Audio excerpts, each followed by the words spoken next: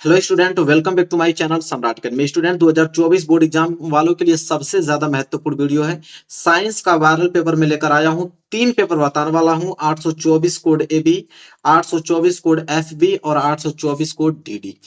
3 आप लोगों का वायरल पेपर बताने वाला हूं। 3 में से 100% एक आपके एग्जाम में आने वाला है, क्योंकि 7 कोड बनते हैं। कितने कोड बनते हैं? 7 कोड। हर एक डिस्ट्रिक्ट में 7 कोड बनते हैं। अब कौन सा कोड आपके पास आ जाए कोई नहीं जानता, लेकिन 3 कोड जो हमने बनाया आप लोगों के वायरल जो पेपर आप लोगों का है, 3 कोड में से कोड 100% आपके एग्जाम में मिलेगा। 100% गारंटी है मेरी। बस इन तीनों कोडों के प्रश्नों को पूरा अच्छे से तैयार कर लो, और मैं पूरा का पूरा सोल्यूशन बताने वाला हूं इस वीडियो में, तो पूरा देख लो। तीनों तैयार होने चाहिए। अगर आप 70 में 70 चाहते हो साइंस में, इसी तरह मैं हर एक सब्जेक्ट का वायरल पेपर आप लोगों को बता दूंगा, लेकिन इस वीडियो में साइंस का बताऊं तो साइंस का पूरा 70 में 70 कर लो। तो चलो वीडियो स्टार्ट करते हैं। विज्ञान का वायरल पेपर बताने वाला हूँ। ठीक है, 2024 विज्ञान का वायरल पेपर है। कोड आप देख सकते हो 824 FB है। ठीक है, अगर इस वीडियो को पूरा देख लेते हो तो विज्ञान में आप लोगों को मात्र इस वीडियो से आप लोगों का 80 से 85 नंबर आप लोगों का आज की वीडियो में क्लियर हो जाएगा। ठीक है, एक वायरल पेपर है। इस वीडियो को शेयर कर दो।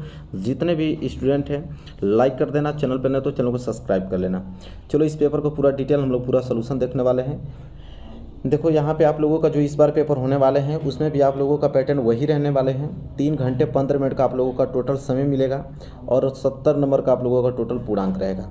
ठीक है, नोट की अगर हम बात करें, देखो यहाँ पे कुछ निर्देश दिया है नोट में बोला है यहाँ पे कि प्रारंभ के जो 15 मिनट होंगे वो परीक्षार्थियों को प्रश्न पत्र पढ़ने के लिए निर्धारित है। जैसे 3 घंटा 15 मिनट का समय होता है ना, तो 15 मिनट जो आप लोगों को मिल रहा है वो इस प्रश्न पत्र को पढ़ने के लिए मिलेगा, और जो 3 घंटे समय मिलेंगे वो इस प्रश्न पत्र को हल करने के लिए मिलेंगे। ठीक है, देखो इसके बाद वहाँ पे निर्देश दिया है। पहला निर्देश बोला है कि जो यह प्रश्न पत्र है वो 2 खंडों में है। एक आपका खंड अ है और दूसरा आपका खंड ब है।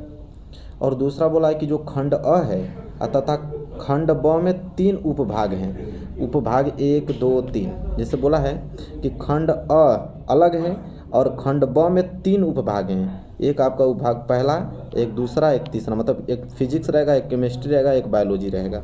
ठीक है, इसके बाद अगर हम बात करें तीसरा पॉइंट है कि प्रश्न पत्र के खंड अ में जो अ में आएगा उसमें बहुविकल्पीय प्रश्न होंगे, और जिनमें सही विकल्प का चुनाव करके आपको OMR सीट पर उत्तर पत्रक पर नीले तथा काले बॉल पॉइंट पेन से सही विकल्प वाले गोले को पूर्ण रूप से भरें, और OMR का उत्तर पत्रक पर उत्तर देने के पश्चात उसे काटे नहीं तथा इरेजर तथा व्हाइटनर का प्रयोग ना करें। देखो इतना बड़ा निर्देश का मतलब कह रहा है ये क्या, कि जो खंड अ होगा तो खंड अ में 20 बहुविकल्पीय प्रश्न रहेंगे और 20 नंबर के रहेंगे, और वो बहुविकल्पीय प्रश्नों आपको OMR सीट पे करने होंगे।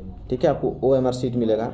और बोला है कि अगर जैसे ABCD 4 ऑप्शन है, अगर आपने ए को रंग दिया, ठीक है, अब बाद में मालूम चला आपको कि ऑप्शन सी होगा इसका, तो ये नहीं कि इसको काट कर इसको सही कर दिया जाए। एक बार जो आपने रंग दिया उसको रंग दिया आपने।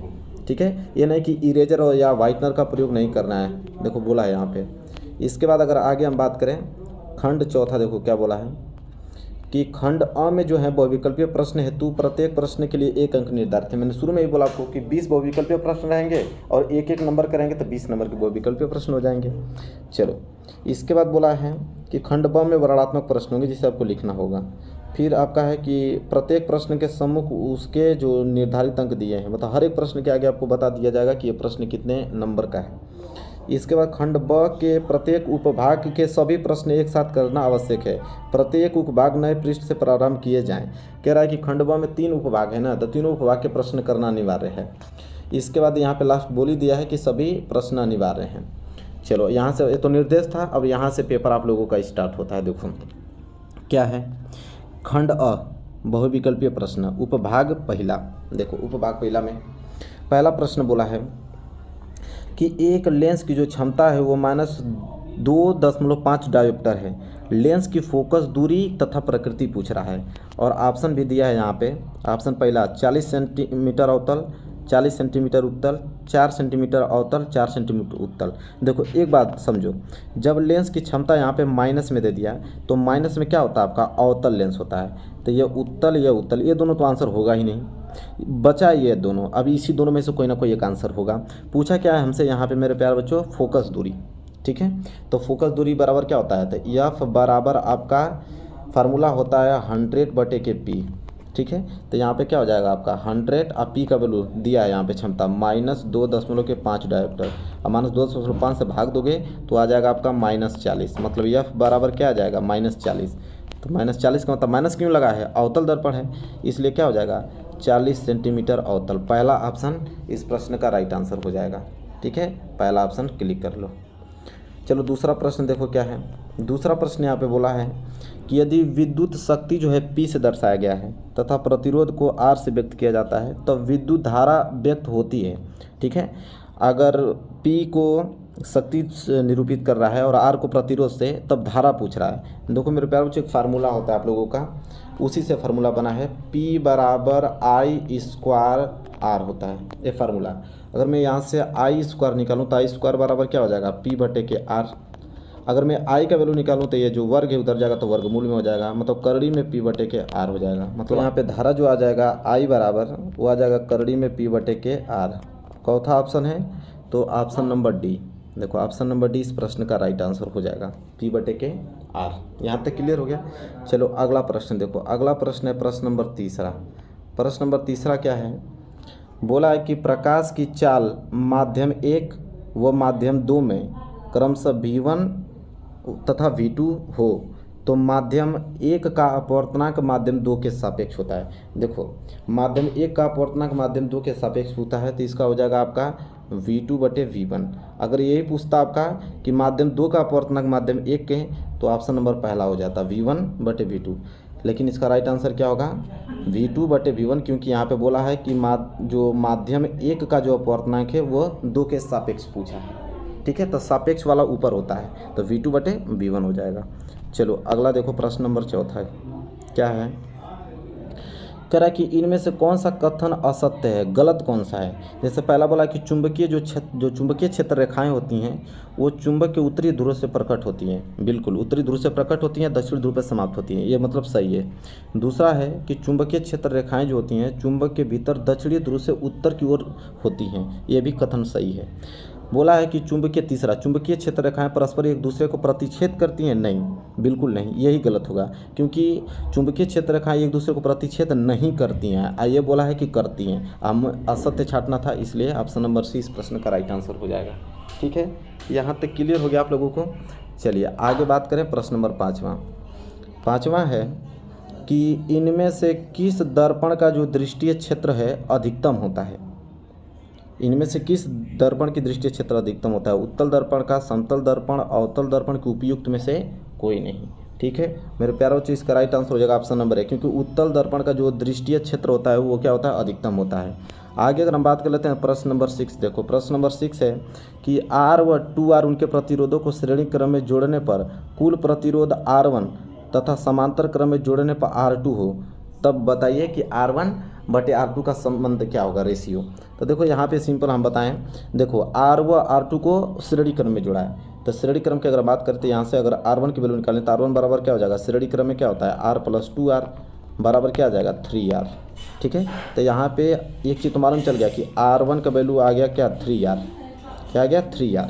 अब बोला है कि इन्हीं को अगर हम श्रेणी क्रम में जोड़ें तो श्रेणी क्रम में क्या होता है 1/R2 अगर मैं निकालूँ तो हो जाएगा 1/R + 1/2R, एलसीएम कितना हो जाएगा 2R, तो R से R कैंसिल तो 2 और यह 2R से 2R कैंसिल तो यहाँ पे 1, मतलब कि आ जाएगा 3R 3/2R हो जाएगा। अगर यहाँ से मैं निकालूँ 1/R2 का तो यह आया 3/2R। ठीक है, अगर मैं यहाँ से R2 का वैल्यू निकाल लूँ, ठीक है यहाँ मैं हटाता हूँ, अगर मैं R2 की सिर्फ वैल्यू निकालूँ तो R2 बराबर क्या आ जाएगा 2R/3। हमसे रेशियो क्या पूछा है R1/R2 का, तो चलो यहाँ से अगर मैं R1/R2 निकालूँ तो R1 का वैल्यू कितना आया था 3R और R2 का वैल्यू अभी कितना आया है 2R/की कितना आया है 3। ठीक है, तो देखो R से R कैंसिल, यह 3 ऊपर चला जाएगा तो 3 3 9/2, मतलब R1/R2 बराबर क्या आ जाएगा 9/2, मतलब कि ऑप्शन नंबर 20 प्रश्न का राइट आंसर हो जाएगा। चलो आगे अगर हम बात कर लेते हैं प्रश्न नंबर 7वां, देखो क्या है कि धारावाहिक वृत्ताकार कुंडली में फेरों की संख्या n गुना बढ़ाने पर कुंडली के केंद्र पर चुंबकीय क्षेत्र क्या होता है, n गुना बढ़ता है कि n गुना घटता है कि n² बढ़ता है कि अपरिवर्तित रहता है। तो इतना मालूम होना चाहिए आपको कि अगर कोई धारावाहिक वृत्ताकार कुंडली है उसमें अगर फेरों की संख्या अगर n गुना बढ़ाएंगे तो जो कुंडली के केंद्र पर जो चुंबकीय क्षेत्र होगा वो उतना ही बढ़ेगा, मतलब ये गुना ही बढ़ेगा, मतलब ऑप्शन नंबर पहला सही हो जाएगा। चलो आगे बात कर लेते हैं। अब यहाँ से उपभाग 2 आ गया। अभी हमने फिजिक्स का क्वेश्चन देखा, अब हम केमिस्ट्री के देखने वाले हैं। यहाँ से 8वां प्रश्न है। 8वां प्रश्न है एंटीमनी है, ठीक है। 8वां प्रश्न है एंटीमनी है। एंटीमनी क्या होता है? धातु होता है कि अधातु की उपधातु की मिश्र धातु। तो एंटीमनी आपका क्या है? एक उपधातु है। ऑप्शन तीसरा इस प्रश्न का राइट आंसर हो जाएगा। 9वां देखो, लेड नाइट्रेट का रासायनिक सूत्र है। लेड नाइट्रेट का रासायनिक सूत्र पूछ रहा है। PbNO3 कि PbNO3 होल ट्वाइस कि PbNO2 होल ट्वाइस कि PbO।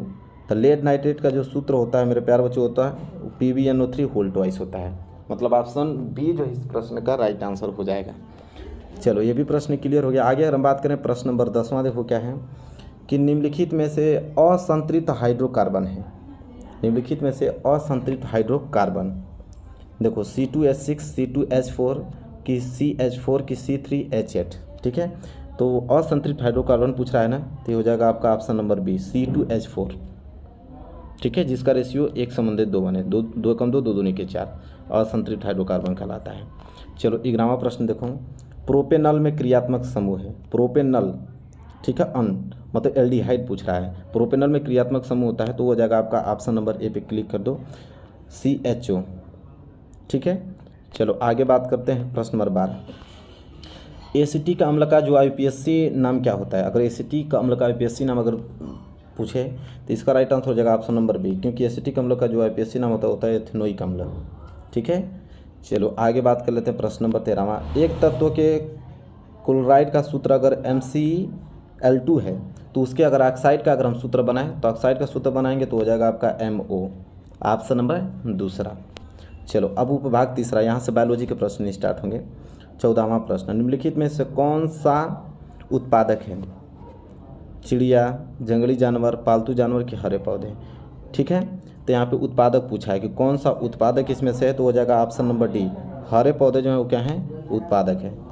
आगे बात करें प्रश्न नंबर 15, कह रहा है कि अगर मटर के लंबे पौधे अगर कैपिटल TT और बौने पौधे स्मॉल TT के मध्य अगर हम क्रॉस करवा दें तो प्रथम जो संतति पीढ़ी में क्या मिलेंगे, ठीक है, बताओ। सभी लंबे पौधे मिलेंगे कि सभी बौने पौधे की आधे लंबे और आधे बौने पौधे की 3/4 लंबे और 1/4 बौने पौधे, ठीक है। तो यहाँ पे क्या होगा कि सभी लंबे पौधे आपको देखने को मिलेंगे अगर उसमें क्रॉस कराया जाए तो पहला ऑप्शन क्या हो जाएगा?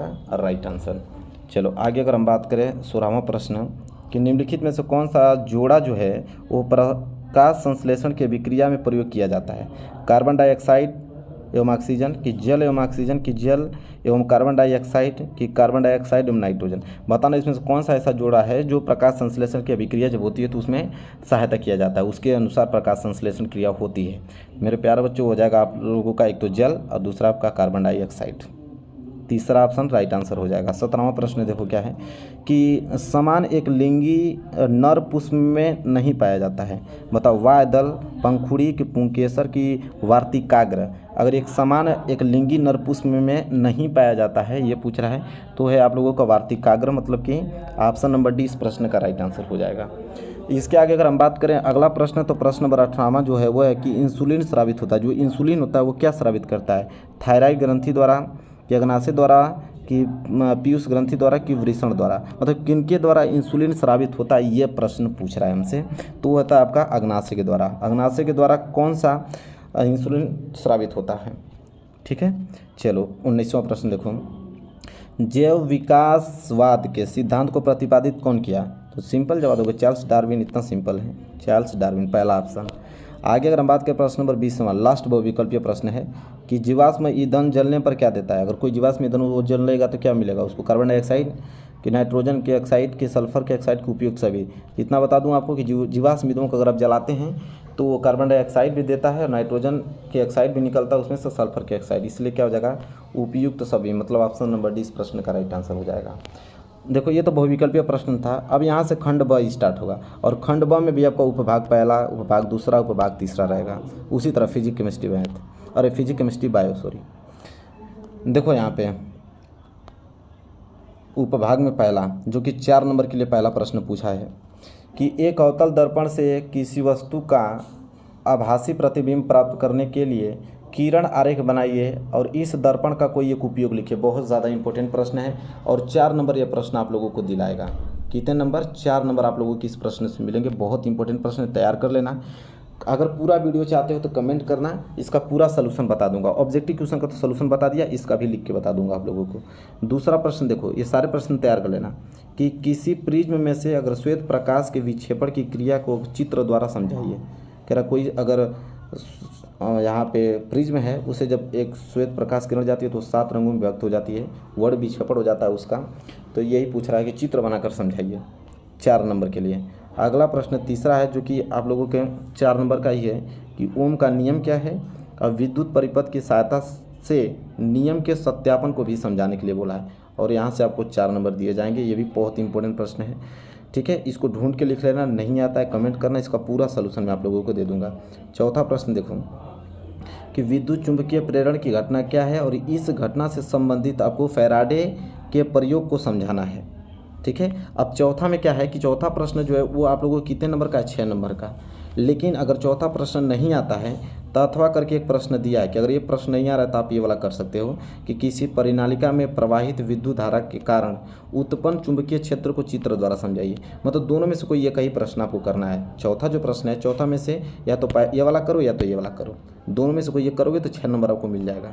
अब यहाँ से उपभाग दूसरा स्टार्ट होता है, ठीक है। उपभाग दूसरा में जो 5वां प्रश्न है वो है आपका कि निम्नलिखित को उदाहरण द्वारा समझाना है, ठीक है। उदाहरण द्वारा पहला कि दैनिक जीवन में पीएच का क्या महत्व है, इसको अगर बताते हो तो 2 नंबर मिलेगा। और दूसरा है कि ऊष्माक्षेपी रासायनिक अभिक्रिया क्या होती है, 2 नंबर। मतलब ये दोनों प्रश्नों को कर दोगे 4 नंबर मिल जाएगा आपको, ठीक है। ये बहुत ज़्यादा इंपॉर्टेंट प्रश्न है। 6वां प्रश्न हमसे पूछा है यहाँ पे कि एथेनोइक अम्ल के 2 रासायनिक गुणों के रासायनिक समीकरण लिखिए। एथेनोइक अम्ल के 2 रासायनिक गुण लिखिए, उसके रासायनिक समीकरण भी लिखना आपको। 2 नंबर के लिए प्रश्न है, ठीक है। और उसी में आपका बी पार्ट दिया है, ठीक है। उसी में आपका बी पार्ट दिया है कि निम्नलिखित को कैसे प्राप्त करेंगे। रासायनिक समीकरण बस लिखना है कि अगर बेकिंग सोडा में अगर धोने का सोडा मिलाएं तो कैसे प्राप्त होगा, ठीक है। अगर जिप्सम में अगर प्लास्टर ऑफ पेरिस कैसे प्राप्त करेंगे, मतलब बेकिंग सोडा से धावन सोडा कैसे प्राप्त करेंगे और जिप्सम से प्लास्टर ऑफ पेरिस कैसे प्राप्त करेंगे। सिर्फ रासायनिक समीकरण लिखना है, 1-1 नंबर मिलेगा, 2 नंबर क्लियर हो जाएगा आपको। आगे बात करें 7वां प्रश्न, देखो क्या है। ये प्रश्न 2-2 नंबर के लिए है, 3 प्रश्न है ना, 2 नंबर का ये प्रश्न है, 2 नंबर का ये प्रश्न है, 2 नंबर का ये प्रश्न है। क्या है कि साबुन का निर्मल क्रिया क्या होता है, ये आपको व्याख्या उसका लिखना है। दूसरा है निस्तापन तथा भर्जन क्या होते हैं, धातु की सक्रियता श्रेणी क्या होती है, ठीक है। ये तीनों लिखोगे तो 6 नंबर मिल जाएगा। अगर ये तीनों नहीं लिखना चाहते हो तो अथवा करके एक ऑप्शन दिया है, ठीक है, उसमें कर सकते हो। जैसे बोला यहाँ पे पहला कि संकलन अभिक्रिया को उदाहरण द्वारा समझाइए, 2 नंबर का ये प्रश्न हो गया।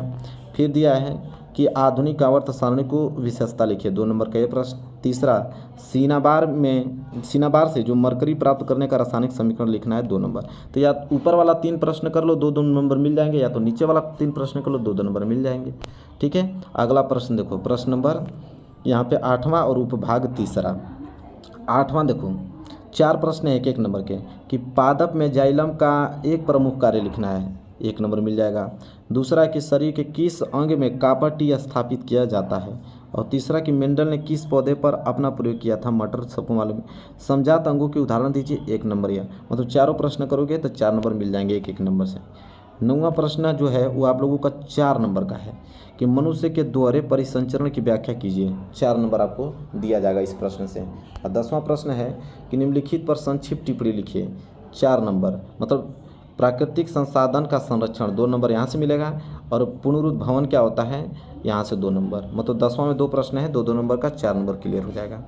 11वां प्रश्न जो है 6 नंबर का कि वृक्क में विक्राणु की संरचना का वर्णन कीजिए और ये कैसे कार्य करता है, ठीक है, 6 नंबर मिल जाएगा। अगर ये नहीं करना चाहते हो तो अथवा करके एक ऑप्शन दिया। आप लोगों को साइंस का एक वायरल पेपर बताने वाला हूँ आप लोगों को, वो भी 2024 बोर्ड एग्जाम का। देखो 2024 का यह पेपर है और कोड आपका 824 AB है। देखो अगर मैं आप लोगों को सिंपल बताऊं कि अगर साइंस में आप लोगों को 90 या 95 नंबर लेकर आना है तो बहुत ही ज़्यादा सिंपल है। जितना मैं पेपर आप लोगों को बताने वाला हूँ, टोटल 7 पेपर में आप लोगों को कराने वाला हूँ। 7 पेपर का अगर सोल्यूशन आप करके पूरा तैयार कर लेते हो तो यहाँ से 90 से 95 नंबर आप लोगों के बिल्कुल क्लियर हो जाएंगे। मतलब ज़्यादा कुछ पढ़ने की जरूरत नहीं, बस इन पेपरों को बस तैयार कर लो। तो आज की वीडियो में डिस्कस करने वाला हूँ 824 AB एक कॉपी बना लो, उसमें सारे पेपर्स जो मैं 7 गो पेपर कराऊंगा 7 पेपर आप नोट कर लो और उसका सलूशन मैं करा देता हूं, बस उसको याद कर लो, बस इतना ही करना है आप लोगों को। देखो सबसे पहले आप लोगों को अगर मैं बताऊं, समय इस बार भी आप लोगों का 3 घंटे 15 मिनट रहेगा। पूर्णांक आप लोगों का 70 नंबर का पेपर पूछा जाएगा। इसके बाद अगर हम बात करें नोट में, तो बोला है कि प्रारंभ के 15 मिनट परीक्षार्थियों को प्रश्न पत्र पढ़ने के लिए निर्धारित है। 15 मिनट में पूरे के पूरे आप पेपर पढ़ सकते हो। इसके बाद निर्देश अगर हम बात करें तो कह रहा है कि प्रश्न पत्र जो है ना 2 खंडों में विभाजित है, एक खंड अ में, दूसरा खंड ब में। दूसरा है कि खंड अ तथा खंड ब में 3 उपभाग 1, 2, 3 में विभाजित है। इसके कहने का मतलब है कि एक तो खंड अ है और खंड ब जो है वो 3 भाग में है, एक उपभाग पहला, दूसरा, तीसरा। ठीक है। इसके बाद कह रहा है तीसरा कि प्रश्न पत्र के खंड अ में जो है, खंड अ में बहुविकल्पीय प्रश्न होंगे जिनमें सही विकल्प का चुनाव करके आपको OMR उत्तर पत्रक पर नीले अथवा काले बॉल पॉइंट पेन से सही विकल्प वाले गोले को क्या करना होगा, पूर्ण रूप से भरना होगा, वो भी OMR पर। जो OMR सीट मिलेगी उस पर आप लोगों को बहुविकल्पीय प्रश्न करना है, जो आंसर सही होगा उसको अच्छे तरीके से रंगना है। कह रहा है कि एक बार रंगने के बाद उसे काटना नहीं है, न तो इरेजर और वाइटनर का प्रयोग करके उसे मिटाना है। मतलब एक बार जो आपने रंग दिया तो बिल्कुल रंग दिया, ठीक है, इसमें संशोधन नहीं कर सकते हम। इसके बाद चौथा है कि खंड अ में बहुविकल्पीय प्रश्न हेतु प्रत्येक प्रश्न के लिए 1 अंक निर्धारित है। मतलब एक बहुविकल्पीय प्रश्न 1 नंबर का, मतलब टोटल 20 ऑब्जेक्टिव क्वेश्चन पूछेगा, कितने नंबर का, 20 नंबर का, वो भी खंड अ में। फिर कह रहा है कि खंड ब में जो होगा तो वर्णनात्मक प्रश्न होंगे जो कि आप लोगों को लिखना होगा, लघुत्तरीय दीर्घोत्तरीय। इसके बाद प्रत्येक प्रश्न के सम्मुख उनके निर्धारित अंक दिए गए हैं। मतलब हर एक प्रश्न के आगे आपको बताया गया है कि यह प्रश्न कितने नंबर का है। चलो ये तो निर्देश था, पेपर यहाँ से आप लोगों का स्टार्ट होगा। ठीक है, यहाँ से पेपर आप लोगों का स्टार्ट होता है। खंड अ है, खंड अ में हमने बताया कि बहुविकल्पीय प्रश्न होंगे और उस देखो उसमें उपभाग 1 है। ठीक है, उपभाग 1 में सबसे पहले पूछा जाएगा आप लोगों को फिजिक्स के क्वेश्चन। जैसा पहला प्रश्न आप देख सकते हो कि किसी वस्तु का अवतल दर्पण द्वारा बना प्रतिबिंब आभासी, सीधा एवं वस्तु से बड़ा पाया जाता है, वस्तु की स्थिति कहाँ होना चाहिए। कह रहा है कि कोई भी वस्तु है अगर उसे हम अवतल दर्पण में अगर उसका प्रतिबिंब देखें तो उसका प्रतिबिंब अगर आभासी बनता हो और सीधा बनता हो और साथ ही साथ वस्तु से अगर बड़ा बनता है तो वस्तु की स्थिति कहाँ होनी चाहिए, मतलब वस्तु को कहाँ पे रखेंगे तो ये कंडीशन फॉलो होगा। ऑप्शन पहला, मुख्य फोकस तथा वक्रता केंद्र के बीच में, कि वक्रता केंद्र पर, कि वक्रता केंद्र से परे, कि दर्पण के ध्रुव तथा मुख्य फोकस के बीच। तो मेरे प्यारे बच्चे ऐसा कंडीशन आपको देखने को तभी मिलेगा जब दर्पण के ध्रुव तथा मुख्य फोकस के बीच में जब वस्तु को आप रखोगे तब ऐसा कंडीशन देखने को मिलेगा। ऑप्शन डी जो है इस प्रश्न का राइट आंसर हो जाएगा। चलो आगे अगर हम बात करते हैं, नोट कर लो, 1 नंबर का प्रश्न है। दूसरा है कि किसी शब्दकोश में पाए छोटे अक्षरों को पढ़ते समय आप निम्न में से कौन सा लेंस पसंद करेंगे। ठीक है, मतलब कह रहा है कि अगर कोई भी शब्दकोश है अगर उसमें छोटे अक्षर को पढ़ने के लिए आप कौन सा लेंस प्रयोग करेंगे। 50 सेंटीमीटर फोकस दूरी का एक उत्तल लेंस, कि 50 सेंटीमीटर फोकस दूरी का एक अवतल लेंस। ठीक है, 50 सेंटीमीटर फोकस दूरी का एक उत्तल लेंस, कि 5 सेंटीमीटर फोकस दूरी का एक अवतल लेंस। ठीक है, तो मेरे प्यारे बच्चों इसका राइट जो आंसर होगा वो सी होगा, क्योंकि उत्तल लेंस का प्रयोग करेंगे, वो भी 5 सेंटीमीटर फोकस दूरी का। बहुत इंपॉर्टेंट प्रश्न है और ये आपका प्रश्न अगर हम बात करें तो 2023 में पूछा भी जा चुका है। ठीक है, तो इंपॉर्टेंट प्रश्न है, इसको नोट कर लो और याद कर लो। तीसरा अगर हम बात करें तो देखो तीसरा यहाँ पे बहुत इंपॉर्टेंट प्रश्न है, न्यूमेरिकल है, कि किसी गोलीय दर्पण तथा किसी पतले गोलीय लेंस दोनों की फोकस दूरियाँ प्रत्येक -15 सेंटीमीटर है, तो दर्पण तथा लेंस संभवतः है। देखो क्वेश्चन बहुत प्यारा है, कह रहा है कि कोई गोलीय दर्पण है तथा किसी पतले गोलीय लेंस दोनों की अगर फोकस दूरी अगर -15 सेंटीमीटर में है तो कौन सा दर्पण होगा, कौन सा लेंस होगा बताइए। तो ऑप्शन ए यहाँ पे है दोनों अवतल होंगे, ऑप्शन बी दोनों उत्तल होंगे, ऑप्शन सी दर्पण जो है अवतल होगा लेंस उत्तल होगा, कि दर्पण जो है उत्तल होगा लेंस अवतल होगा। तो मेरे प्यारे बच्चों इसका राइट आंसर जो है ऑप्शन ए होगा। इसलिए होगा क्योंकि दोनों की फोकस दूरी माइनस में दिया है। ठीक है, तो दर्पण में अगर माइनस में फोकस दूरी होता है तो वो अवतल दर्पण कहलाता है। लेंस की अगर हम बात करें तो लेंस में अगर माइनस में फोकस दूरी है तो वो अवतल लेंस कहलाता है। तो दोनों ही अवतल होगा, ठीक है। तो ऑप्शन ए जो इस प्रश्न का राइट आंसर हो जाएगा। चलो चौथा प्रश्न नोट करो कि मानव नेत्र के किस भाग पर किसी वस्तु का प्रतिबिंब बनते हैं वो होती है। मतलब कह रहा है कि मानव जो नेत्र हम लोगों का है वो किसी भी वस्तु का प्रतिबिंब किस भाग पर बनता है हमारे नेत्र पर। कार्निया पर बनता है कि परितारिका पे कि पुतली पे कि दृष्टि पटल पे बनता है, ठीक है। तो सबको मालूम है कि दृष्टि पटल पे, ठीक है, जिसे रेटिना कहते हैं, रेटिना पर बनता है। चलो ये भी क्वेश्चन बहुत सिंपल था और इम्पोर्टेंट था। आगे अगर हम बात करें तो पांचवा प्रश्न देखो, बहुत प्यारा प्रश्न है कि अगर दो चालक तार जिनके पदार्थ की लंबाई तथा व्यास समान है तो किसी विद्युत परिपथ में पहले श्रेणी क्रम में और फिर पार्श्व क्रम में संयोजित किए जाते हैं तो श्रेणी क्रम अथवा पार्श्व क्रम संयोजन में उत्पन्न ऊष्माओं का अनुपात क्या होगा। देखो ये तो न्यूमेरिकल है, बहुत अच्छा न्यूमेरिकल, इसको हल करके बताया जाता तो बहुत ही बेहतर होगा।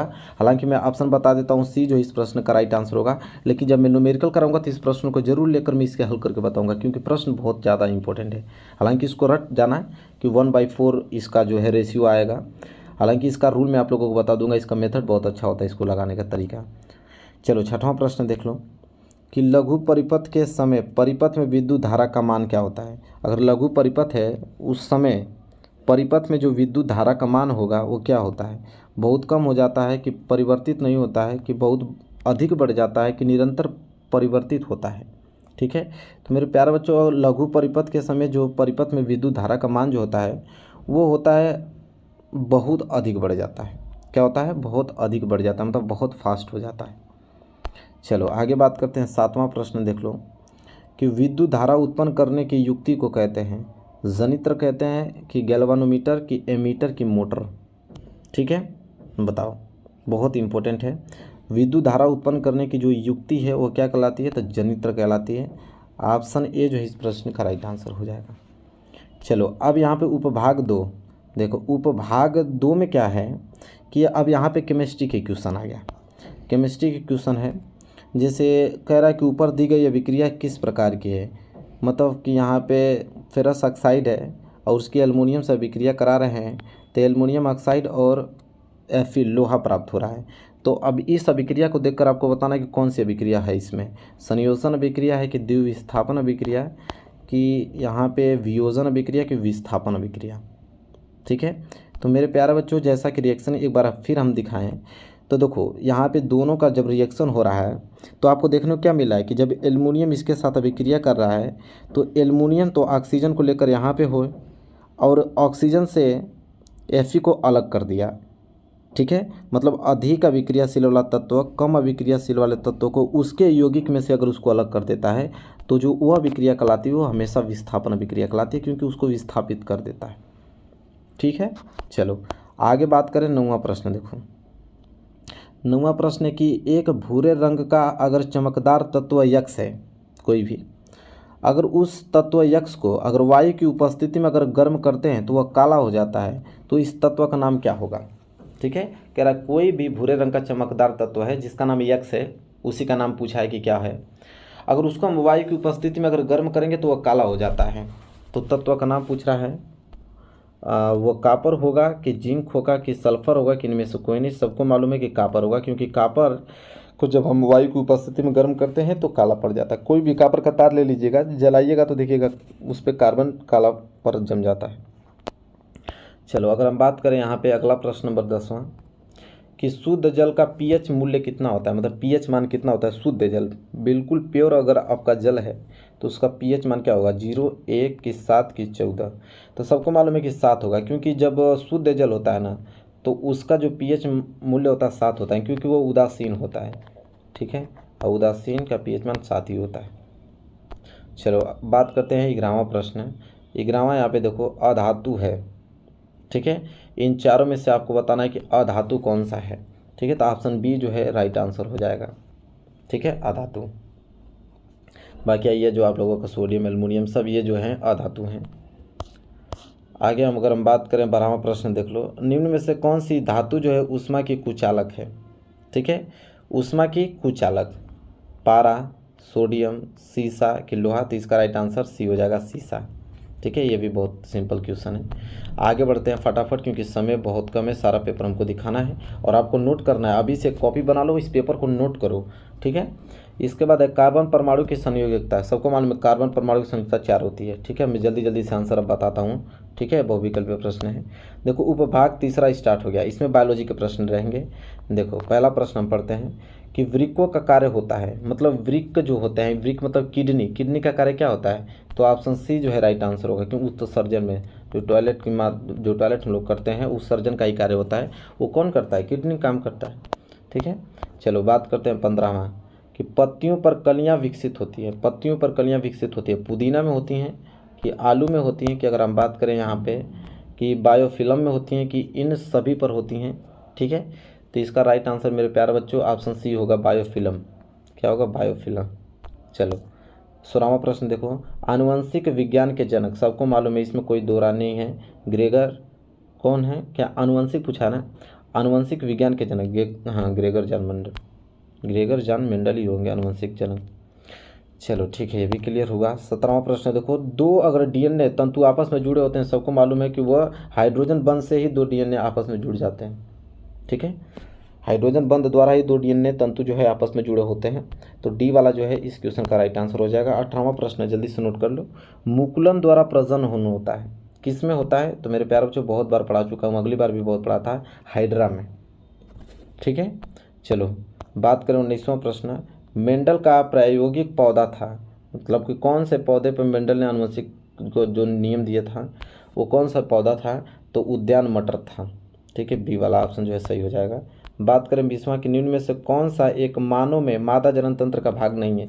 देखो मादा जनन तंत्र का भाग देखो अंडाशय होता ही है, गर्भाशय भी होता है, डिंबवाहिनियाँ, एक शुक्रवाहिका जो है यह मादा जनन तंत्र का भाग नहीं होता। चलो ये 20 ऑब्जेक्टिव क्वेश्चन मैंने क्लियर करा दिया ना। अब यहाँ से इन प्रश्नों को लिखो। इन प्रश्नों को इस वीडियो में मैं तो उत्तर नहीं बताऊंगा, क्योंकि मैं पेपर आप लोगों को दिखा रहा हूँ। आप स्क्रीनशॉट ले लो, इसको नोट कर लो, जहाँ से भी आंसर मिलता है खोज के लिख लो। अगर नहीं मिलता है पूर्णतः तो सिंपल आप लोग कमेंट करो मैं किस लिए हूँ, ठीक है। पूरा का सलूशन बता दूंगा, नोट कर लेना और उसी को याद करके पेपर में चले जाना।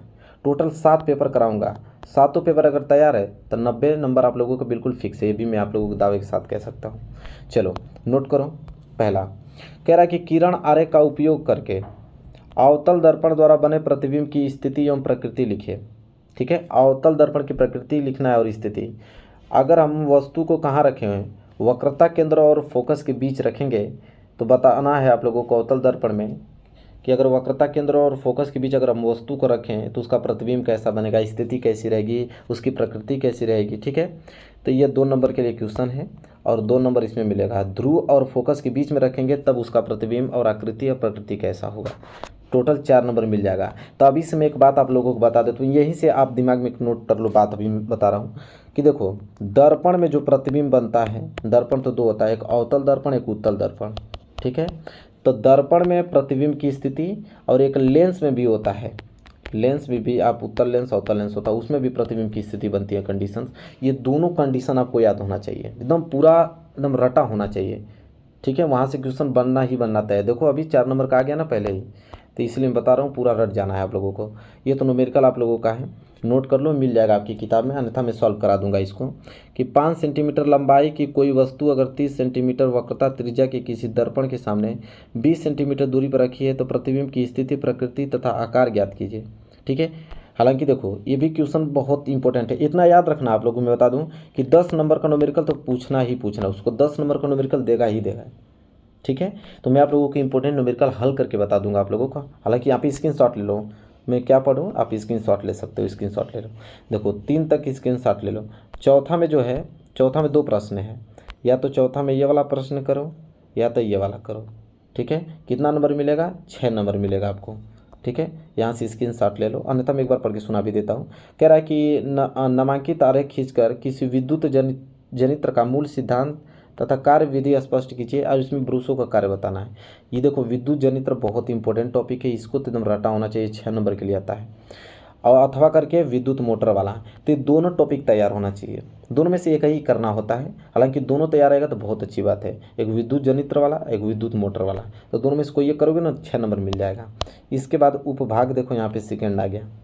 इसमें देखो स्क्रीनशॉट ले लो। पाँचवा कह रहा है कि यौगिक की संरचना सूत्र लिखना है, जैसे मेथनॉल, प्रोपाइन, पेंटेनॉन 3, ब्यूटेनॉन 2। ठीक है, इसमें कैसे यौगिक का संरचना सूत्र लिखता है, मैं एक वीडियो आप लोगों की स्पेशल बता दूंगा कि संरचना सूत्र कैसे लिखा जाता है किसी भी यौगिक का। ठीक है, तो वहाँ से क्लियर हो जाएगा। हालांकि इस प्रश्न को आप अच्छे तरीके से याद कर लेना, यहाँ से एक प्रश्न बनना तय है। ठीक है, यहाँ से तय है आप लोगों का एक प्रश्न बनना, तो अच्छे से नोट कर लो। छठवां प्रश्न देख लो, कुछ तत्वों के परमाणु क्रमांक नीचे दिए हुए हैं, जैसे 12, 17, 18, 20। पहला बताना कि तत्वों के नाम कौन होंगे। दूसरा है आवर्त सारणी में इन तत्वों की समूह संख्या का आवर्त संख्या बताइए। टोटल 4 नंबर मिलेंगे इन दोनों प्रश्नों को उत्तर दोगे। इसका दोगे तो 2 नंबर, इसका दोगे तो 2 नंबर, 4 नंबर मिल जाएंगे। स्क्रीनशॉट ले लो। देखो सबसे ज़्यादा इंपॉर्टेंट ये टॉपिक यहाँ से तब बनना तय होता है कि निम्नलिखित अभिक्रियाओं में से प्रत्येक के लिए संतुलित रासायनिक समीकरण लिखिए। देखिए 6 नंबर के लिए प्रश्न है, मतलब 6 को दिया है संतुलित रासायनिक समीकरण। देखिए ये भी बहुत ईजी पोर्शन होता है, एक वीडियो इसके लिए भी मैं स्पेशल बनाऊंगा आप लोगों को। इसका तो हल बता ही दूंगा, लेकिन एक स्पेशल वीडियो बनाऊंगा कि किसी भी रासायनिक अभिक्रिया को हम लोग संतुलित कैसे करते हैं। देखो 2 दिखा दिया, दोनों को पहले आप स्क्रीनशॉट ले लो, और यहाँ पे देखो CDEF, इसका भी स्क्रीनशॉट ले लो। ठीक है, हो गया, स्क्रीनशॉट ले लिया आपने। अगर वो नहीं आता है तो अथवा करके दिया है कि आप ये कर सकते हो कि हाइड्रोकार्बन की दहन अभिक्रिया क्या होती है, और कार्बन यौगिक में प्रतिस्थापन अभिक्रिया क्या होता है, और हाइड्रोजनीकरण क्या होता है। 6 नंबर मिल जाएगा। लेकिन इससे सिंपल तो आप लोगों का वो है ऊपर वाला, संतुलित कैसे करते हैं, जान जाओगे ना तो बहुत आसान होता है, ये 6 नंबर तुरंत ले लोगे। इसमें तो आप लोगों का यहाँ पे अभिक्रिया लिखने के लिए बोला है, परिभाषा याद होगा कि नहीं होगा, लेकिन उसका रूल अगर समझ लेते हो ना तो संतुलित आसानी से कर पाओगे। तो दोनों में बता दूंगा, इसको भी याद कर लेना, ट्रिक भी बता दूंगा कि किस तरह हम लोग किसी भी रासायनिक अभिक्रिया को संतुलित करते हैं। अब देखो उपभाग तीसरा, ये लास्ट उपभाग है। इसमें बोला है, देखो पहला आक्सी तथा अनाक्सी श्वसन में कोई 2 अंतर लिखिए। लसिका तथा रुधिर में कोई 2 अंतर लिखिए। कायिक जनन किसे कहते हैं और हृदय का कार्य क्या होता है। देखो मैं दावे के साथ कह सकता हूँ कि चारों प्रश्न इतना इंपॉर्टेंट है कि यहाँ से प्रश्न बनना अनिवार्य है, कोई रोक नहीं सकता है चारों प्रश्न की अगर हम बात करें तो। ठीक है, अच्छे तरीके से स्क्रीनशॉट ले लो और इसको लिख लेना, कमेंट करना कि सर मुझे पूरा सलूशन चाहिए, तो पूरा सलूशन आपको दिया जाएगा। 9वां प्रश्न देखो, कह रहा है कि रसायन संश्लेषण क्या है। ठीक है, इसमें भाग लेने वाली 3 जीवाणुओं के नाम तथा कार्य लिखना है। 4 नंबर के लिए प्रश्न पूछा जाएगा। ठीक है, इसके बाद देखो पाचक एंजाइमों के कार्य क्या होते हैं, 4 नंबर के लिए। इसके बाद 11वां प्रश्न, एक निम्नलिखित को संक्षेप में समझाइए। 3-3 नंबर मिलेगा आप लोगों को। कि डार्नीवाद, देखो डार्नीवाद लैमार्कवाद, ये दोनों जो हैं बहुत ही इंपॉर्टेंट टॉपिक है, ये तर रटा होना चाहिए आप लोगों को, डार्नीवाद लैमार्कवाद। ठीक है, यहाँ से 6 नंबर मिल जाएगा। अगर नहीं आता है तो पुष्प में निषेचनोपरांत होने वाली परिवर्तनों का वर्णन कीजिए, 6 नंबर मिल जाएगा। लोगों को विज्ञान का बताने वाला हूँ, सेम ऐसा ही पेपर आप लोगों के 2024 बोर्ड एग्जाम में पूछा जाएगा।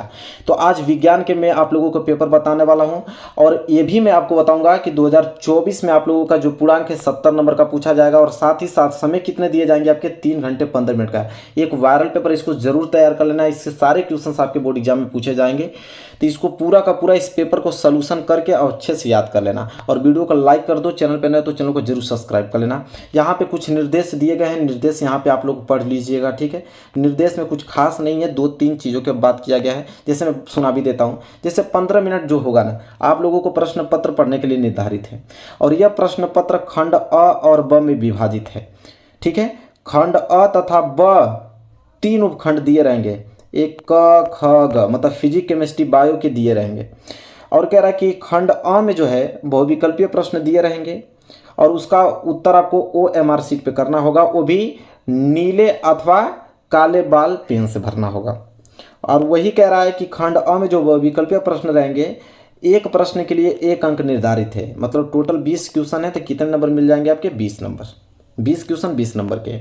और खंड ब में और एक चीज़ और जिक्र किया है कि खंड अ में जो 20 क्वेश्चन होंगे उसके लिए 1 घंटा का समय दिया गया है, और खंड ब में जो कि 50 नंबर का वर्णनात्मक प्रश्न है उसके लिए 2 घंटे के लिए समय निर्धारित दिए गए हैं। बस यही निर्देश में दिया गया है। पेपर आप लोगों का यहाँ से स्टार्ट होता है, और खंड अ देखो बहुविकल्पीय प्रश्न है, और खंड अ में बहुविकल्पीय प्रश्न है कितने नंबर के लिए? 20 नंबर के। और उसमें पहला आपका आ गया उपखंड क। उपखंड क में आप लोगों का बायोलॉजी के प्रश्न है, और पहला प्रश्न मैं पढ़ के सुनाता हूँ यहाँ पे, और सारे प्रश्न आपको याद होने चाहिए, बता देता हूँ। पहला प्रश्न है कि स्वपोषी पोषण के लिए आवश्यक होता है कार्बन डाइऑक्साइड तथा जल, क्लोरोफिल की सूर्य का प्रकाश के उपयुक्त सभी। मेरे प्यारे बच्चों, स्वपोषी पोषण मतलब जो अपना भोजन स्वयं बनाते हो, जैसे कि पौधा, तो पौधा अपना भोजन स्वयं बनाता है तो उसको उपयुक्त सभी चाहिए, क्योंकि पौधा जब भोजन बनाता है तो कार्बन डाइऑक्साइड भी उसको चाहिए, जल भी चाहिए, क्लोरोफिल भी चाहिए, सूर्य का प्रकाश भी चाहिए, तब जाके उसका भोजन संपूर्ण बनता है। तो पहले का डी जो है राइट आंसर हो जाएगा। दूसरा अगर हम बात करें कि हीमोग्लोबिन महत्वपूर्ण भूमिका निभाता है। हीमोग्लोबिन किस में महत्वपूर्ण भूमिका निभाता है? उत्सर्जन में, कि श्वसन में, कि पाचन में, कि आपके यहाँ वृद्धि में? तो हीमोग्लोबिन महत्वपूर्ण भूमिका निभाता है मेरे प्यारे बच्चों ऑप्शन नंबर 20 श्वसन में। श्वसन में जो है ना महत्वपूर्ण भूमिका निभाता है हीमोग्लोबिन। इसके साथ हम बात करें तीसरे प्रश्न की तरफ। तीसरा प्रश्न है कि पादप में जाइलम उत्तरदायी है। पादप मतलब क्या होता है? पौधा। पौधा में जाइलम जो होता है वो जल का वहन करने में उत्तरदायी है, कि भोजन का वहन, कि अमीनो अम्ल का वहन, कि ऑक्सीजन। मेरे प्यारे बच्चों एक ट्रिक बता देता हूँ मैं। जाइलम, जब भी आपको जाइलम पूछे तो ज से जाइलम और ज से जल, तो जाइलम जल का वहन करता है, इसलिए ऑप्शन ए जो है इस प्रश्न का राइट आंसर हो जाएगा। कभी कभी फ्लोएम भी पूछता है, एक फ्लोएम, तो फ्लोएम एफ से होता है आप लोगों का, एफ से फ, और एफ से ही होता है फूड। फूड मतलब भोजन। जब फ्लोएम आए तो वो भोजन का वहन करता है, और जब जाइलम आए तो जल का वहन। हालांकि यहाँ पे जाइलम पूछा है तो पहला वाला ऑप्शन सही हो जाएगा, फ्लोएम पूछता तो बी वाला ऑप्शन सही हो जाता। ठीक है, चलो चौथा प्रश्न देखो। मनुष्य में वृक्क, यहाँ पे आप लोगों का क्या है? वृक्क है। मनुष्य में वृक्क, यहाँ पे आप लोग नोट कर लीजिएगा, यहाँ पे मिस स्पेल्ड है, यहाँ पे वृक्क लिखा गया है कि मनुष्य में वृक्क। वृक्क मतलब किडनी। तो मनुष्य में किडनी एक तंत्र का भाग है जो संबंधित है, किससे संबंधित है? पोषण से, श्वसन से, कि उत्सर्जन से, कि परिवहन से? तो मेरे प्यारों से किडनी जो है उत्सर्जन से संबंधित है, उत्सर्जन। ठीक है, जैसे टॉयलेट बाहर आता है, ठीक है, तो वह आप लोगों के किडनी ही उसको प्यूरिफिकेशन करती है, बाहर निकालने का कार्य करती है। तो उत्सर्जन से संबंधित है आपका वृक्क, किडनी। चलो पांचवा प्रश्न देखो। पांचवा है, निम्न में से कौन ऊर्जा का सिक्का, एनर्जी ऑफ मनी, या मुद्रा के रूप में जाना जाता है? एडीपी को, कि एटीपी को, कि एएमपी को, कि पायरुविक अम्ल को? तो मेरे प्यारे बच्चों ऊर्जा का सिक्का जो कहा जाता है वो एटीपी को कहा जाता है। ठीक है, एटीपी को याद रख लीजिएगा। छठवां प्रश्न, मानव हृदय में कितने कोष्ठक पाए जाते हैं? तो मानव हृदय में कितने कोष्ठक पाए जाते हैं? टोटल 4 पाए जाते हैं। 2 तो आलिंद होता है और 2 आपका निलय होता है, तो सबको ही मालूम होना चाहिए।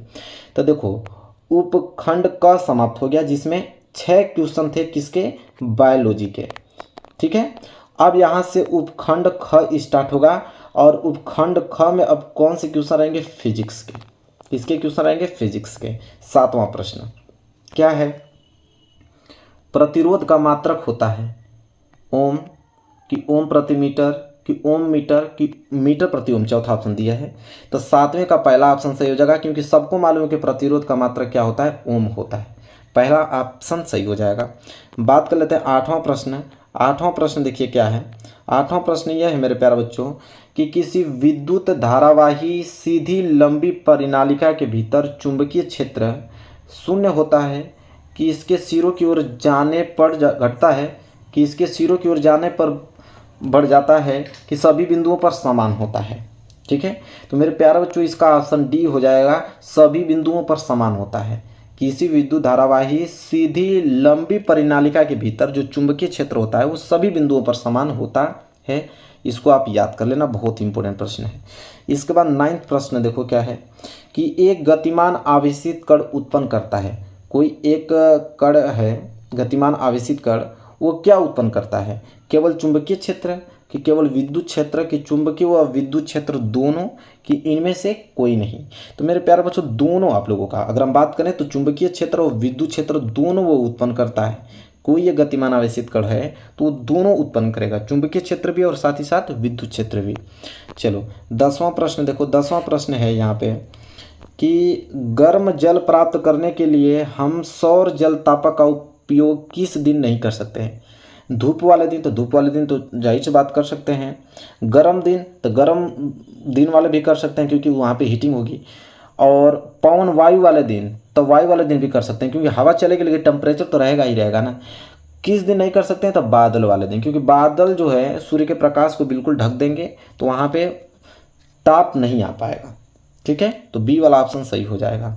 इसके बाद हम बात करें यहाँ पे 11वां प्रश्न। 11वां है कि डायनमो परिवर्तित करता है रासायनिक ऊर्जा को विद्युत ऊर्जा में, कि ध्वनि ऊर्जा को चुंबकीय ऊर्जा में, कि यहाँ आपका सी वाला ऑप्शन है यांत्रिक ऊर्जा को विद्युत ऊर्जा में, कि यांत्रिक ऊर्जा को प्रकाश ऊर्जा में। तो देखो डायनमो जो है ना, तो डायनमो उत्पन्न करता है यांत्रिक ऊर्जा को किस में? विद्युत ऊर्जा में कन्वर्ट करता है, यांत्रिक ऊर्जा को विद्युत ऊर्जा में डायनमो। चलिए 12वां प्रश्न देखिए। सामान्य स्वस्थ आंख के लिए दूर बिंदु होता है 25 सेंटीमीटर, 50 सेंटीमीटर, 100 सेंटीमीटर की आपके अनंत। तो देखो सामान्य स्वस्थ आंख के लिए अगर आपका आंख बिल्कुल स्वस्थ है तो आप कितनी दूर तक देख सकते हो? तो जाहिर सी बात है अनंत दूरी तक हम देख सकते हैं। चलिए 13वां प्रश्न देखिए। 13वां प्रश्न न्यूमेरिकल दिया है कि निर्वात में अगर प्रकाश की चाल 3 × 10⁸ मीटर पर सेकेंड है तो कांच जिसका अपवर्तनांक अगर 1.5 है तो उसमें प्रकाश की चाल कितनी होगी? ठीक है, तो सिंपल यहाँ पे ये आ जाएगा आपका 3 × 10⁸ मीटर पर सेकेंड और कांच का अपवर्तनांक कितना दिया 1.5 है। जब 1.5 इसको काटोगे तो कितना बार में कटेगा? 2 बार में, तो 2 × 10⁸ मीटर पर सेकेंड आ जाएगा। मतलब कि ऑप्शन डी जो है इस प्रश्न का राइट आंसर हो जाएगा। चलिए 14 प्रश्न देखिए। 14 प्रश्न है कि श्याम श्वेत फोटोग्राफी में प्रयुक्त होती हैं। तो श्याम श्वेत फोटोग्राफी में प्रयुक्त AgCl की PbNO3 होल्ट वाइज की FeSO4 की आपके CaCO3। तो देखो श्याम श्वेत फोटोग्राफी में जो प्रयुक्त होता है मेरे प्यारे बच्चों वो होता है आपका AgCl। क्या होता है? AgCl। पहला ऑप्शन जो है सही हो जाएगा। इसके साथ आगे बढ़ें। 15वां प्रश्न देखिए क्या है कि एक उत्तल दर्पण की अगर फोकस दूरी 10 सेंटीमीटर है तो दर्पण की वक्रता त्रिज्या तो R बराबर क्या होता है? 2f। तो 2 × f कितना दिया? 10, तो 10 दूनी के 20। वक्रता त्रिज्या कितना हो जाएगा? 20 सेंटीमीटर। मतलब ऑप्शन बी जो है इस प्रश्न का राइट आंसर हो जाएगा। अब यहाँ से आपका उपखंड ग स्टार्ट हुआ। अब ग में आपका केमिस्ट्री का प्रश्न रहेगा, जिसमें केमिस्ट्री के क्वेश्चन पूछे गए। 16वां प्रश्न देखो क्या है। धावन सोडा का रासायनिक नाम क्या है? तो धावन सोडा का रासायनिक नाम मेरे प्यारे बच्चों सोडियम क्लोराइड होता है, कि सोडियम कार्बोनेट, कि सोडियम बाइकार्बोनेट, कि सोडियम हाइड्रोक्साइड।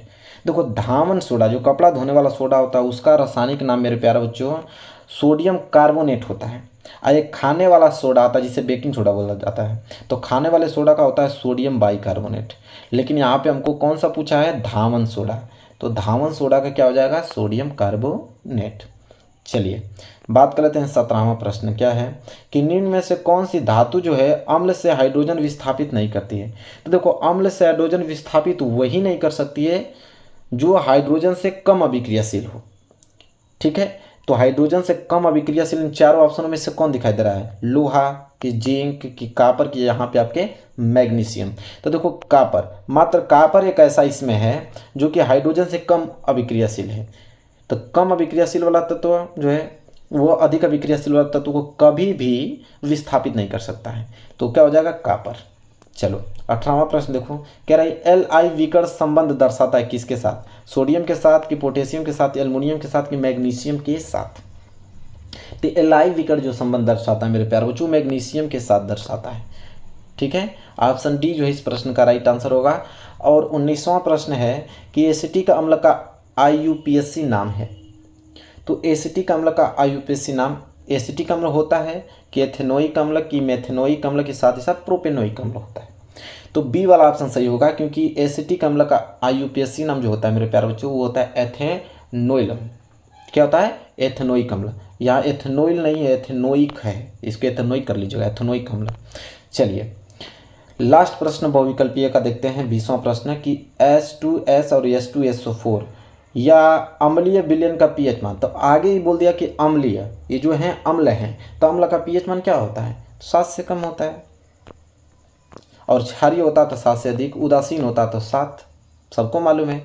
तो यहाँ 20 ऑब्जेक्टिव क्वेश्चन समाप्त हो गए, जिसका आंसर आपको OMR सीट पे देने थे, जो कि हमने पूरा सलूशन आपको बताया। इसके बाद यहाँ से आपके स्टार्ट होंगे वर्णनात्मक प्रश्न, ठीक है। यहाँ से स्टार्ट होंगे आपके वर्णनात्मक प्रश्न खंड ब, और खंड ब में पहले उपखंड क चलेगा। उपखंड में किसके क्वेश्चन रहेंगे? यहाँ पे फिजिक्स के। पहला प्रश्न जो कि 4 नंबर के लिए पूछा गया है, क्या है? वर्ण विक्षेपण से क्या तात्पर्य है, उदाहरण देकर समझाइए। ये बहुत ही ज़्यादा इंपॉर्टेंट आप लोग क्वेश्चन जो कि तैयार करके जाना है। पहला क्वेश्चन है वर्ण विक्षेपण से क्या तात्पर्य है, उदाहरण देकर समझाना है। दूसरा प्रश्न प्रकाश परावर्तन के कितने नियम हैं, और इन्हें रेखा चित्र भी बनाकर आपको समझाना है। ये दोनों क्वेश्चन बहुत ही बड़े, सारे क्वेश्चन को तैयार कर लो, एक भी क्वेश्चन बाहर जाने वाला नहीं इस बार, ठीक है। ये भी 4 नंबर का है। तीसरा प्रश्न है मेरे प्यारे बच्चों कि विद्युत मोटर का नामांकित आरेख खींचिए और इसका सिद्धांत तथा कार्य विधि स्पष्ट कीजिए, और विद्युत मोटर में विभक्त वलय का क्या महत्व है वो बताना। ये भी क्वेश्चन कितने नंबर के लिए है? 4 नंबर के लिए। चौथा प्रश्न देखें तो दक्षिण हस्त अंगुष्ठ नियम में जो अंगूठे की दिशा क्या निर्दिष्ट करती है, और यह नियम किस प्रकार फ्लेमिंग के वामहस्त नियम से भिन्न है। किसी क्षैतिज शक्ति संचरण लाइन में पूर्व से पश्चिम दिशा की ओर विद्युत धारा प्रवाहित हो रही है, तो इसके ठीक नीचे किस बिंदु पर चुंबकीय क्षेत्र की दिशा क्या होगी। ये क्वेश्चन 6 नंबर के लिए। अगर ये क्वेश्चन नहीं आता है तो अथवा करके क्वेश्चन दिया है कि अगर वो नहीं कर पाते हो तो ये वाला कर लेना है कि विद्युत जनित्र का सिद्धांत तथा कार्य विधि स्पष्ट कीजिए, और विद्युत मोटर में विभक्त वलय का क्या महत्व है ये बताना है, ठीक है। अब यहाँ से आप उपखंड ख स्टार्ट होता है। सारे क्वेश्चन नोट कर लो, आपको ही करने हैं, ठीक है। अन्यथा नहीं कर पाओगे तो कमेंट करके बताना, मैं सॉल्यूशन बता दूंगा। उपखंड ख। अब यहाँ पे आपके केमिस्ट्री के क्वेश्चन स्टार्ट हो गया। देखो 5वां प्रश्न जो कि 4 नंबर के लिए है कि निम्नलिखित रासायनिक अभिक्रियाओं के लिए संतुलित रासायनिक समीकरण लिखिए, ठीक है। यहाँ पे 4 दिया है, चारों को आपको संतुलित रासायनिक समीकरण लिखना है। आराम से ये क्वेश्चन किताब में क्वेश्चन बैंक में मिल जाएगा, वहाँ से आप इसका सोल्यूशन ले सकते हो, आराम से मिल जाएंगे। नहीं मिलता है कमेंट करना, वीडियो बना दिया जाएगा। 6वां प्रश्न, कुछ तत्व के परमाणु क्रमांक आपको दिए हुए हैं जैसे 10, 20, 7, 14, ठीक है। 2 क्वेश्चन है। पहला बताना कि तत्वों को पहचान कीजिए, परमाणु क्रमांक देखकर आपको तत्वों को पहचानना है। अब दूसरा है कि आवर्त सारणी में इन तत्वों के समूह संख्या तथा आवर्त को भी पहचानना है। 4 नंबर के लिए है। 2 क्वेश्चन है 2-2 नंबर का। 7वां प्रश्न मेरे प्यारे बच्चों 6 नंबर के लिए आ गया, और यहाँ पे निम्नलिखित अभिक्रिया में से प्रत्येक के लिए संतुलित रासायनिक समीकरण लिखिए। क्वेश्चन बैंक आपके पास है तो सब मिल जाएगा, या किताब आपके पास है तो पहले ही चैप्टर के सारे क्वेश्चन से तुरंत मिल जाएंगे आप, ठीक है। संतुलित रासायनिक समीकरण लिखना है। 6 क्वेश्चन है, आराम से संतुलित कर दोगे 6 नंबर मिल जाएगा। अगर एक क्वेश्चन नहीं करते हो तो अथवा करके एक ऑप्शन और दिया है कि निम्नलिखित पर टिप्पणी लिखिए। संयोजन विक्रिया क्या होता है, संक्षारण क्या होता है, भर्जन क्या होता है। अगर तीनों की परिभाषा आपने बता दिया तो 2-2 नंबर के हिसाब से 6 नंबर मिल जाएगा। तो या तो आप रासायनिक समीकरण को संतुलित कर लो, या तो इन तीनों की परिभाषा दे दो। अब यहाँ से खंड ग स्टार्ट होता है। खंड ग में बायोलॉजी के प्रश्न रहेंगे। 8वां प्रश्न है कि वाष्पोत्सर्जन से आप क्या समझते हैं, इसका क्या महत्व है, 4 नंबर के लिए। 9वां प्रश्न कि मनुष्य के हृदय की आंतरिक संरचना का स्वच्छ नामांकित चित्र बनाइए, ये भी प्रश्न 4 नंबर। 10वां प्रश्न है आपके कि समजात तथा समरूप अंगों को उदाहरण देकर समझाइए, ये भी प्रश्न आपके 4 नंबर का है। अब 11वां प्रश्न जो है मेरे प्यारे बच्चों 6 नंबर का स्टार्ट हो गया कि वृक्क में मूत्र निर्माण की प्रक्रिया का सचित्र वर्णन कीजिए। कि वृक्क में जो मूत्र निर्माण होता है टॉयलेट, उसका सचित्र वर्णन करना है। अगर ये प्रश्न नहीं आता है तो अथवा करके दिया है कि मानव में नर जनन तंत्र का सचित्र वर्णन कीजिए। तो दोनों में से कोई एक करना है आप लोगों को। अब यह पेपर आप लोगों का समाप्त। एक वायरल पेपर मेरे प्यारे बच्चों, सेम आपको ऐसा पेपर देखने को मिलेगा 2024 बोर्ड एग्जाम में। अगर इस पेपर को तैयार कर लेते हो तो 80 से 85 नंबर तो आपको मात्र इस वीडियो से क्लियर हो जाएगा। बस पूरा सलूशन याद कर लो। तो मेरे प्यारों जो हर एक सब्जेक्ट का मैं वायरल पेपर आप लोगों को बताने वाला हूं, तो वीडियो को लाइक कर देना और चैनल को सब्सक्राइब कर लो। मिलेंगे नेक्स्ट वीडियो में, तब तक के लिए धन्यवाद।